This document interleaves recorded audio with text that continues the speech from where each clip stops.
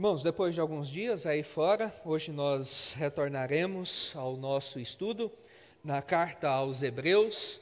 Nós terminamos na nossa última mensagem o capítulo 4 e hoje então nós iremos ler os 10 primeiros versículos de Hebreus, capítulo 5, e então vermos aquilo que o Senhor nos ensina por meio da sua palavra, que nesse mesmo livro nos diz que é viva e eficaz e que penetra nos lugares mais fundos e obscuros da nossa vida e transforma por completo o nosso ser.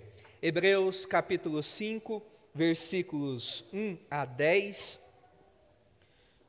onde a palavra do Senhor nos ensina e nos diz o seguinte: porque todo sumo sacerdote, sendo tomado dentre os homens, é constituído nas coisas concernentes a Deus, a favor dos homens, para oferecer tanto dons como sacrifícios pelos pecados.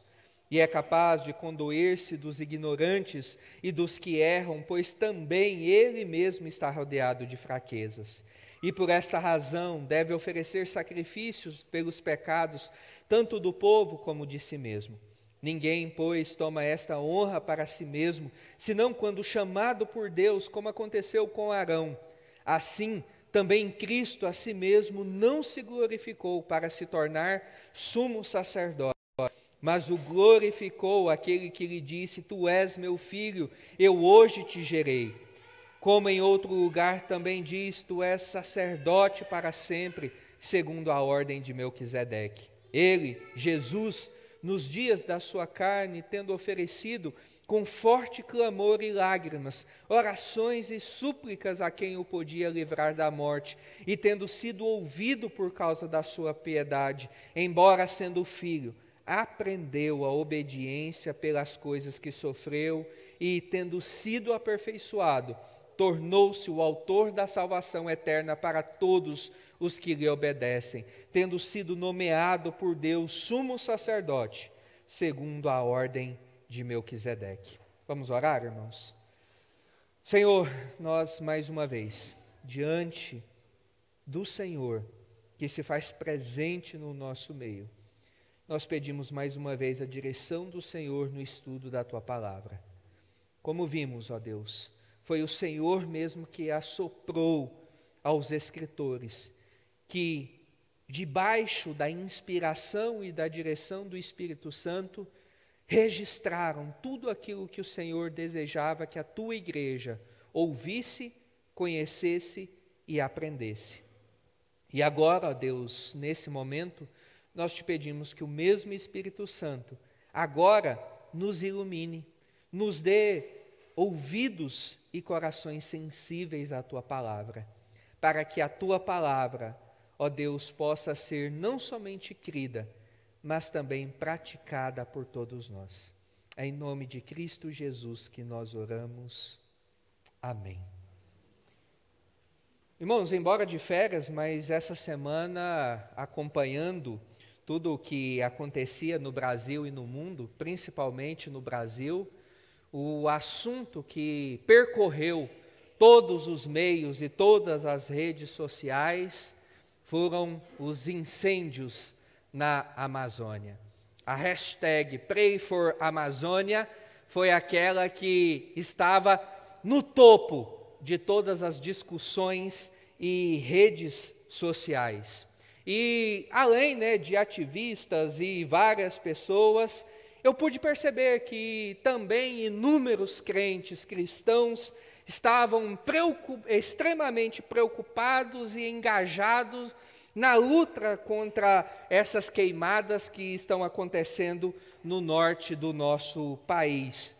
Mas, além disso, de tudo o que aconteceu nessa semana, de cristãos engajados nessa luta, eu tenho percebido ao longo aí dos dias uma grande preocupação e engajamento de nossos irmãos em outras causas, como na luta pelo direito dos animais, da preservação da natureza, a luta pela política, pela economia, pela educação.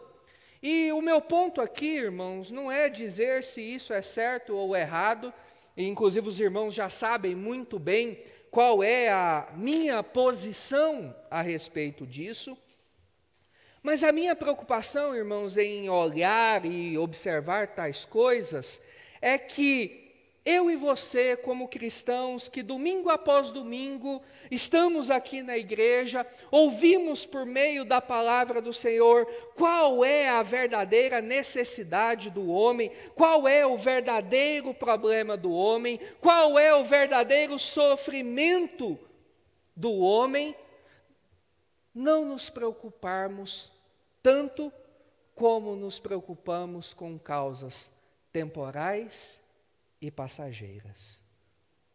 O meu ponto é que eu não consigo ver nas mesmas redes sociais irmãos nossos que colocam lá #PrayForAmazônia, que publicam fazem posts na luta a favor dos animais, da natureza, da política, da economia, da educação, lutarem com o mesmo afinco, ou proclamarem com o mesmo empenho, com a mesma dedicação, com o mesmo esmero, a palavra do Senhor, que pode livrar o homem do seu real sofrimento, que pode transformar e sanar os problemas da nossa nação. Inclusive, eu aqui me tomei as palavras de um importante teólogo da nossa atualidade e que tem me ajudado muito na formação do meu ministério, que é o pastor Aguinaldo. Ele, certa vez, no seu Twitter, ele disse o seguinte: os discípulos de Cristo fariam muito mais diferença no mundo compartilhando a mensagem do Evangelho do que fazendo militância de qualquer natureza. O Evangelho transforma mais que qualquer outra luta. Seja testemunha antes de ser militante. Esse é o seu chamado como discípulo. E, irmãos, quando você, no seu dia a dia, no seu caminhar, quando você se depara com a realidade do homem, que a cada dia tem dado passos ainda mais largos em direção à destruição eterna, se envolvendo com questões transitórias e passageiras, a cada dia mais distante e mais rebelde contra o Senhor, virando as suas costas para o Senhor, isso te sensibiliza? Isso te sensibiliza como as notícias que vemos por aí daquilo que acontece na Amazônia, na África, no mundo? E a razão, irmãos, é porque se a miséria do homem, e quando eu digo miséria, não é a miséria econômica ou social, mas a miséria espiritual e a destituição da glória de Deus sobre a vida do indivíduo, se isso não te sensibiliza, se isso não te faz e não te move na direção daquele indivíduo para apresentar as verdades da Escritura, algo de muito errado precisa ser mudado na sua vida. Porque, como o pastor Aguinaldo bem disse, e eu tenho pensado muito desde o dia que eu li essas palavras, a nossa missão aqui enquanto cristãos não é ser militante político, social, de natureza, de defesa de animais, de nada. O nosso objetivo enquanto cristãos é ser testemunha de Cristo, sermos testemunhas daquele cujo castigo nos traz a paz, sermos testemunhas daquele que pelas suas pisaduras nós fomos sarados, para que pessoas tenham esse encontro vivo e verdadeiro com aquele que realmente pode transformar as suas vidas. Porque é a partir da disseminação do Evangelho, da mudança de cosmovisão operada pela palavra, é que a natureza, a política, a economia, o social vai ser transformado. sendo militantes disso e não de Cristo, nós estamos caminhando na direção errada. E a razão para essa introdução, irmãos, é porque esse texto que nós acabamos de ler aqui fala da obra de Cristo que nos alcança no nosso verdadeiro sofrimento. O nosso maior sofrimento, irmãos, não é a queimada na Amazônia. O nosso verdadeiro sofrimento não são os animais que são usados para testes de laboratório. O nosso maior problema não é se a direita ou se a esquerda está lá em Brasília. O nosso verdadeiro sofrimento é a falta da glória de Deus nas nossas vidas. É o fato de eu e você estarmos condenados eternamente à destruição. E o Senhor, sendo esse Deus misericordioso e gracioso, age nas nossas vidas, suprindo o real sofrimento e a nossa real necessidade. Esse texto nos fala que Cristo é o servo sofredor, que se compadece das nossas fraquezas e nos salva. Esse texto nos fala do único que pode solucionar aquilo que não é solucionável. As queimadas na Amazônia são sim solucionáveis. O problema dos animais é solucionável. A política é sim solucionável. E se é solucionável, a nossa maior preocupação deve ser com isso, de apresentar aquele que cura aquilo que não pode ser curado, que religa aquilo que eu e você não podemos religar. Por isso, irmãos, o tema da nossa mensagem hoje é: apresente, exponha, fale de Cristo. Deixe de ser um militante de qualquer coisa que seja e seja testemunha de Cristo, aonde quer que você esteja. Sendo um militante de Cristo, uma testemunha de Cristo, você vai fazer muito mais pelo nosso Brasil do que servindo e sendo militante de qualquer outra coisa. Por isso, e por que nós devemos apresentar, falar e expor a Cristo?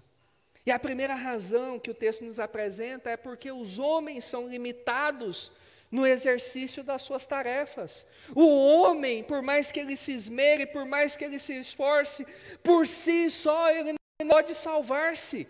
Ele não pode conquistar e fazer aquilo que o Senhor deseja. Ele não pode conquistar o reino celestial, como falamos aqui pela manhã, é somente por meio de Cristo, porque Ele é o caminho, a verdade e a vida.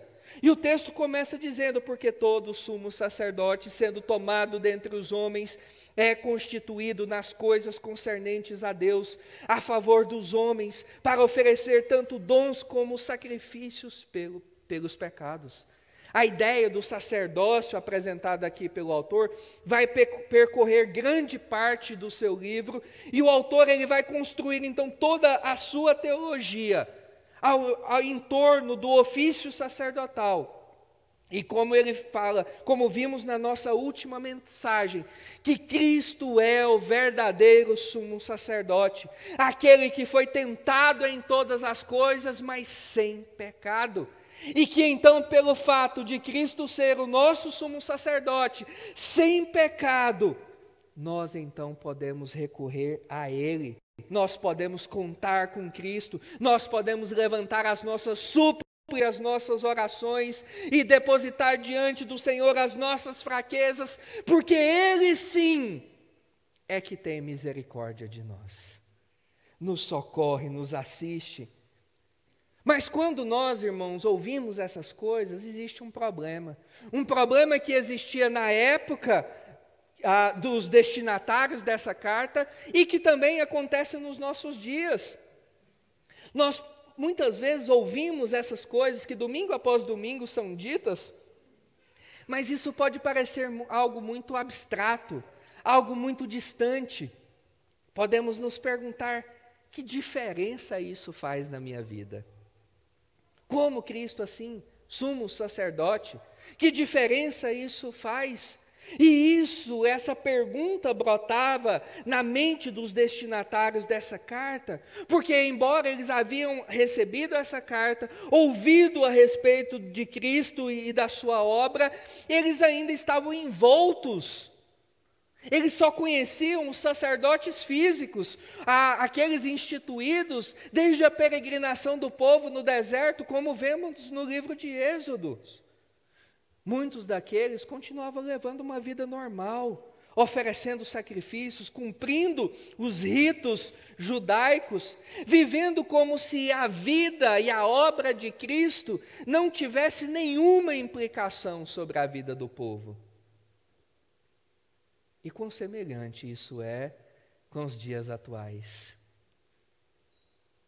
de ouvirmos domingo após domingo a respeito da verdade, da obra do Senhor Jesus Cristo, e isso muitas vezes não fazer diferença nas nossas vidas. Vivemos como se essa obra realizada por Cristo não tivesse nenhuma influência ou implicação. E isso é possivelmente um dos grandes temas trabalhados pelo autor dessa carta. A dificuldade que eu e você temos, e os destinatários da carta tinham, em ter fé em algo invisível. Uma vez que todos eles tinham referenciais físicos ao lado dele todos os dias. E então, o autor, nesses primeiros versículos, demonstra o que é um sacerdote. E ele primeiramente fala que os sacerdotes serviam e se compadeciam do povo, mas eram limitados. Esses sacerdotes não podiam fazer aquilo que o verdadeiro sumo sacerdote podia fazer. Embora se esmerassem e cumprissem os ritos, eles não poderiam realizar ou sanar o maior de todos os problemas do ser humano. O versículo 1 diz: porque todo sumo sacerdote, sendo tomado dentre os homens, é constituído nas coisas concernentes a Deus, a favor dos homens, para oferecer tanto dons como sacrifícios pelos pecados. Os sacerdotes, então, eram esses homens que eram separados para agora serem mediadores entre Deus e o povo. O povo só podia ter acesso por meio da obra desses sacerdotes, que tinham o privilégio, como também a responsabilidade, de oferecer esses sacrifícios pelo povo. Em outras palavras, os sacerdotes, eles não tinham o direito de viverem para si mesmos, mas o chamado que eles tinham era o de viver para a glória de Deus. Eles tinham que manifestar no meio do povo de Deus a vontade e o desejo do Senhor. Os seus anseios, os seus desejos deveriam ser completamente submissos à vontade do Senhor, mas eles eram limitados. Eles resolviam os problemas temporários. Esses sacerdotes também, eles faziam parte de uma linhagem. Não era qualquer um que estava passando na porta do tabernáculo ou do templo que era pego e agora era constituído sacerdote. Nos versículos 4 e 10, nós vemos que esses sacerdotes faziam parte de uma linhagem. A linhagem de Arão e a de Melquisedeque. Arão, ele fazia parte da linhagem levítica, que o próprio Deus havia constituído a partir dos filhos de Levi. Lá em Êxodo, capítulo 28, diz: faze também vir para junto de ti Arão, teu irmão, e seus filhos com ele, dentre os filhos de Israel, para me oficiarem como sacerdotes, a saber, Arão e seus filhos, Nadab, Abiú, Eleazar e Itamar. E esses homens que, agora separados, eles seriam remodelados para servir naquele ofício. Nos versículos seguintes do capítulo 28, nós vemos a forma detalhada como Deus institui o sacerdócio, as vestes que esses homens deveriam vestir, como elas deveriam ser confeccionadas. Irmãos, a riqueza de detalhes, ela é impressionante. E todos esses detalhes, eles tinham por finalidade demonstrar que Deus tinha uma vocação especial para esses homens, que a obra que eles iriam realizar na vida dos demais era de forma importantíssima, porque eles iriam sinalizar a presença de Deus no meio do povo. Mas o texto também nos apresenta que esses sacerdotes, eles eram homens. Apesar de serem homens muito importantes, eram homens de carne e osso, como todos ao seu redor. E é por isso que o autor aos Hebreus diz que no versículo 2, que eles se condoíam das pessoas, porque eles também eram fracos, porque eles também eram falhos. Moisés, o maior líder dos israelitas, era apenas um homem que não sabia falar direito, um fugitivo. E assim os sacerdotes também eram falíveis, limitados, também dependentes da graça e da misericórdia de Deus, para serem perdoados dos seus próprios pecados. E isso levava tanto positivamente a se condoer, a se compadecer da fraqueza dos homens, mas por outro lado, o que acabava acontecendo é que os sacerdotes, por também serem falhos, acabavam por aliviar a barra do povo. Acabavam para não exercer o que deveriam ser exercido, porque eles também eram pecadores. E basta olhar, irmãos, que isso não é algo só dos sacerdotes. É algo meu e seu também. Muitas vezes, a dificuldade que eu e você temos de nos admoestar, de dizer àquele que ele está errado, muitas vezes se dá por essa razão, por pensarmos, eu sou falho também, eu tenho os meus pecados, eu tenho as minhas limitações. Quem sou eu para exortar, para admoestar, para corrigir, para disciplinar outra pessoa? Mas, irmãos, isso é um equívoco. Porque eu e você exortamos, consolamos, admoestamos, instruímos, corrigimos e disciplinamos por meio da palavra de Deus, da palavra inspirada por Deus. E por esses sacerdotes serem limitados, eles não poderiam salvar a ninguém, porque eles mesmos tinham que oferecer sacrifícios pelos seus próprios pecados.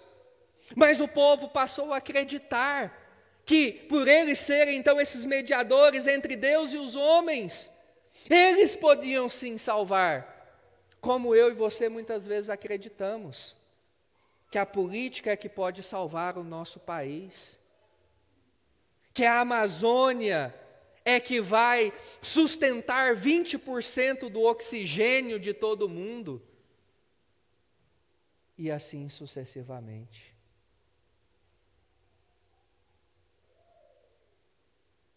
Mas diante, então, dessa realidade, que os homens, por serem falhos, não podem salvar a si mesmos, é que nós precisamos de uma obra superior. Por isso que é necessário o poder resgatador do próprio Deus. E é aí que entra em Cristo.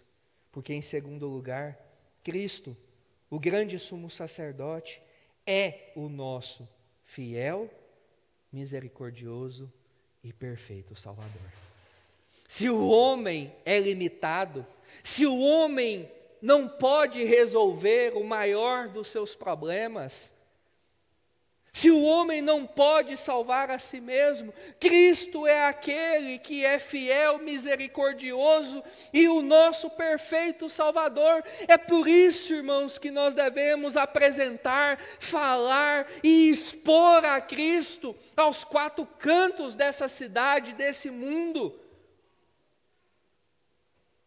No versículo 5, o autor diz: assim também Cristo a si mesmo não se glorificou para se tornar sumo sacerdote, mas o glorificou aquele que lhe disse: tu és meu filho, eu hoje te gerei. E como Cristo foi esse sumo sacerdote? Primeiro, sendo fiel a Deus. Se por um lado os sacerdotes, muitas vezes, por serem falhos, limitados, pecadores, eram infiéis ao Senhor, como nós temos o relato, os próprios filhos de Arão foram consumidos pelo juízo divino, não serem fiéis a Ele. O próprio Moisés foi alvo da disciplina de Deus por falhar diante do Senhor. Cristo foi aquele que foi em todo o tempo fiel ao Senhor. Ele foi o melhor nisso, porque em tudo ele buscava a glória de Deus. Lá em João, no capítulo 5, no versículo 30, diz: eu nada posso fazer de mim mesmo, na forma porque ouço, julgo. O meu juízo é justo, porque não procuro a minha própria vontade, e sim a vontade daquele que me enviou. Cristo, em tudo o que ele fazia, ele buscava fazer a vontade daquele que o enviou. Cristo se submetia integralmente à vontade de Deus, pois entendia que havia sido enviado pelo próprio Deus, que ele havia sido vocacionado, chamado pelo próprio Deus para uma obra específica. E é isso, irmãos, que precisa entrar de uma vez por todas na nossa vida. Que nós não fomos chamados para ser militantes de qualquer outra coisa que seja, senão militantes do Evangelho de Cristo Jesus, aonde quer que nós estejamos. Foi para isso que Deus nos tirou do mundo. E foi para isso que Ele nos envia para o mundo. Mas Cristo, como sumo sacerdote, também foi misericordioso. O texto fala que Cristo possui uma misericórdia que nenhum outro sacerdote possuía. No versículo 7 diz: ele, Jesus, nos dias da sua carne, tendo oferecido com forte clamor e lágrimas, orações e súplicas a quem podia livrar da morte, e tendo sido ouvido por causa da sua piedade. Olhando para esse versículo, uma primeira pergunta que pode surgir é: quando Cristo foi misericordioso? E o texto fala: ele, Jesus, nos dias da sua carne. Ou seja, ao longo de toda a sua caminhada, ao longo de toda a sua trajetória entre nós. Não houve um só dia que Cristo Jesus não exerceu de misericórdia para com aqueles que ele foi enviado. E isto mostra a superioridade de Cristo. Porque eu posso, em um dado momento, exercer de misericórdia para com você, mas em outro momento eu posso virar as costas. Eu posso não atendê-lo. E isso vai acontecer porque eu sou limitado, eu sou imperfeito, eu sou pecador. Mas Cristo não. Mas como Cristo demonstrava essa misericórdia por aqueles que eram do Pai, intercedendo em nosso favor. Olha só, ele, Jesus, nos dias da sua carne, tendo oferecido com forte clamor e lágrimas, orações e súplicas. Orações e súplicas completamente submissas à vontade do Pai. E aí uma das grandes orações de Jesus que nós podemos nos lembrar dessa submissão à vontade do Pai é a oração de Jesus no Getsêmani, onde Jesus por 3 vezes diz: Pai, se possível, passa de mim esse cálice, mas que seja feita a tua vontade. E além disso, essa intercessão e súplica em todo o tempo, como diz o texto, ela era acompanhada de forte clamor e lágrimas. Eram orações sinceras, devotas, acompanhadas de verdadeira piedade, desejosas para cumprir a vontade de Deus. E aí a pergunta é: como têm sido as nossas orações diante do Senhor? Sinceras? Devotas, piedosas, dispostas, como Jesus disse, que seja feita a tua vontade. Mas Cristo, como sumo sacerdote, ele foi zeloso pelas coisas do Pai. No versículo 8 diz: embora sendo filho, aprendeu a obediência pelas coisas que sofreu. Cristo, De uma certa forma, ele evitou primeiramente fazer as coisas que o levariam a pecar. Cristo, ao longo da sua caminhada, se submeteu completamente à lei judaica em tudo. Se submeteu à circuncisão, ao batismo, possivelmente ao sistema sacrificial dos animais. Cristo, ele viveu em seus dias, como todos os homens, evitando fazer as coisas erradas e fazendo as coisas certas da lei. Mas também Cristo era zeloso por cumprir a lei de Deus, porque a vida cristã, irmãos, ela não se resume somente a deixar de fazer as coisas erradas, mas também inclui quando desejamos fazer as coisas certas. Há algo na vida de Cristo que nós não podemos de maneira alguma deixar de lado, de que Cristo era zeloso pelas coisas do Pai, e tendo então esse padrão, ao olharmos para as nossas vidas, a conclusão triste, mas verdadeira que chegamos, é que muitas vezes nós não somos tão zelosos com as coisas de Deus. Vivemos uma vida que às vezes não é zelosa pela obediência a esse Cristo que não necessitava obedecer, mas obedeceu mesmo assim. E por fim, Cristo como sumo sacerdote, ele foi o autor e o consumador da nossa fé, da nossa salvação. O versículo 9 diz: e tendo sido aperfeiçoado, tornou-se o autor da salvação eterna para todos os que lhe obedecem. Sabe qual a diferença entre Cristo e os sacerdotes terrenos?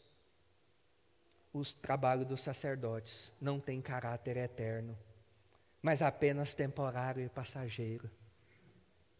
Mas aquilo que Cristo fez, a forma como Cristo viveu, as palavras que Ele disse têm implicações eternas a todos aqueles que nele crer, porque serão salvos eternamente. Cristo é aquele cuja obra foi perfeita em todas as coisas, que fez todas as coisas para a glória de Deus. Ainda que Cristo tivesse poder para enriquecer o pobre, ainda que Cristo tivesse poder para curar o enfermo, ainda que Cristo tivesse poder para dar salário justo ao trabalhador, Cristo faz algo único e incomparável na vida dos filhos de Deus. E o que Ele faz? Ele ama o que não merece, Ele perdoa o ímpio com um perdão que só Deus pode dar. Ele ressuscita o morto como nenhum médico pode fazer. Ele concede o espírito da vida de uma forma que só um Deus cheio de compaixão poderia fazer. Cristo nos livra do nosso sofrimento real. E você sabe o porquê disso? Porque naquilo que eu e você falhamos, Ele obedeceu e cumpriu perfeitamente. Porque na minha infidelidade, Ele foi fiel. Na minha desobediência, Ele foi obediente. Na minha rebeldia, Ele se submeteu completamente à liderança do Pai. Por isso que Ele então é digno de toda e total confiança. Lembre-se, meu irmão, o Senhor não está distante de nós. Pelo contrário, Ele se fez próximo por meio do seu Espírito e o amor de Deus que nos alcança. E para finalizar, eu volto ao início da nossa mensagem. Qual é o preço que você está disposto a pagar para apresentar Cristo àqueles que estão próximos a você?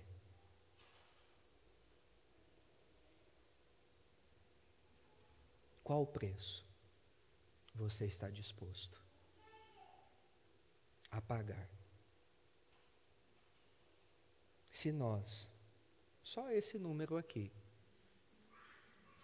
fizermos a mesma militância pela causa de Cristo, como fazemos por qualquer outra militância, eu tenho certeza que uma grande diferença será feita.